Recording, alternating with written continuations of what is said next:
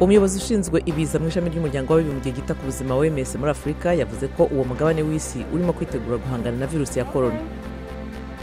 Muri Kongo umurwayi wa nyuma wavuwe Ebola yasezerewe ejo kwa kabiri nk'uko OMS bitangaza.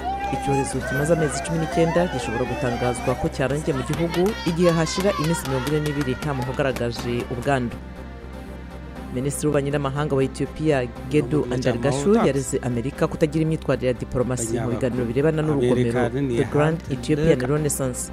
Urwo rugomero rwo gutanga ingufu z'amashanyarazi rwubakwa ku ruzi rwa Nili, ikintu Misiri n'ibihugu by'inshuti za Amerika bifitiye impungenge.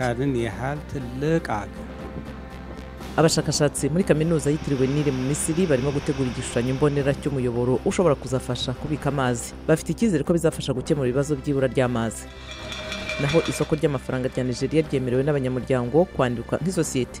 Ibyo byazatuma imigabane itangwa ku mugaragaro. Hari icyizere ko ibyo byazareshya abashoramari b'abanyamahanga kandi bikubaka ubukungu bw'igihugu.